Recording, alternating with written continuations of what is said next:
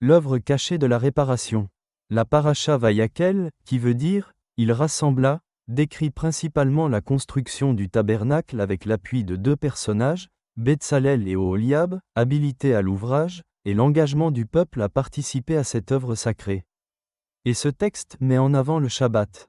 La paracha Vayakel nous plonge dans un moment fort. Moïse rassemble le peuple d'Israël pour construire le tabernacle. Mais au-delà des aspects techniques, cette paracha révèle une profonde dynamique spirituelle qui touche à la réparation du monde, Tikkun Olam. La vision que nous délivre cette paracha s'oriente sur le devoir de l'humanité, participer à la réparation du monde. Elle nous ouvre une fenêtre sur les mondes supérieurs, ces sphères spirituelles qui traduisent une réalité divine infinie et indéfinissable. Moïse rassemble le peuple. Il exprime l'idée que notre monde est imparfait depuis la chute d'Adam et que ce monde a besoin d'être réparé. Dans une continuité simplifiée des choses visibles, la faute du veau d'or exprime la faute d'Adam et Ève qui a provoqué une rupture avec Dieu, créant une dissonance entre l'humanité et Dieu. Une séparation entre l'homme et Dieu. L'homme, ayant choisi de suivre le mal, fut envoyé sur la terre pour réparer la faute dont tous les humains sont responsables, car tous étaient conçus en Adam. En raccourci de l'histoire de l'humanité, chaque être humain est en devoir de donner sa part à la réparation du monde par l'élévation de son âme, avec une âme qui renferme la lumière de Dieu comme dans un vase fermé qu'il devra ouvrir en revenant vers Dieu, pour libérer la lumière par ses actions envers l'Éternel. C'est ce qui est défini par les actions dans notre monde réel. Cette part d'ombre que nous portons en nous-mêmes est nommée le penchant du mal, appelé en hébreu le Yetzer Hara, qui est perçu comme une force d'égoïsme et de désir excessif, comme une énergie puissante, qui pousse vers le mouage, les désirs matériels et les plaisirs immédiats. Vayakel met en lumière deux dimensions fondamentales. Le monde de l'action, Asiyar, monde matériel, dominé par les actes concrets et les épreuves du quotidien. Le monde de la conscience, Beriyar, monde de l'intention et de la pensée pure, où les idées naissent sans encore se matérialiser.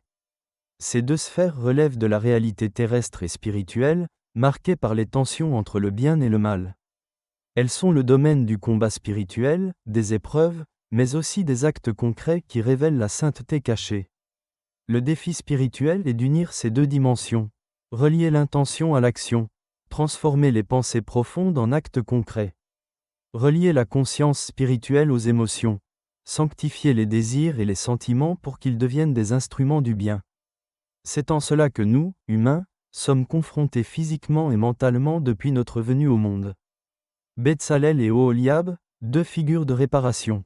Les artisans choisis pour bâtir le tabernacle portent des noms riches de sens. Betsalel, qui veut dire « dans l'ombre de Dieu », incarne la conscience qui a la capacité de capter l'inspiration divine et de la traduire en bonne intention. Oholiab, qui veut dire « tente de mon Père », rappelle que chaque acte volontaire envers Dieu devient une action qui prépare la demeure pour la présence de Dieu le Père. Ces deux figures montrent que chacun, avec ses talents propres, peut participer à la réparation du monde en liant le spirituel au concret, l'intention à l'action. On retrouve cette dynamique lorsque le peuple répondit à l'appel pour construire le tabernacle, ils apportèrent des dons bien plus que ce qui était nécessaire. Cet élan du cœur manifeste une transformation de l'intention à l'action.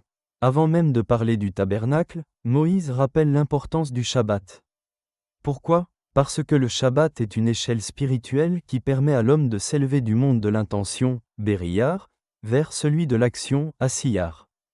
Le Shabbat devient alors une porte d'accès à l'harmonie entre ces deux réalités. Yeshua incarne parfaitement cette réparation. Par son enseignement, il élève les consciences vers les mondes supérieurs. Par ses actes et son sacrifice, qui est une action, il descend jusque dans les profondeurs du mal pour en extraire les étincelles perdues. Ainsi, la paracha Vayakel nous invite à sanctifier le Shabbat pour élever notre intention en action afin de transformer notre Yetzer Hara en moteur de réparation. Shabbat Shalom, L. B.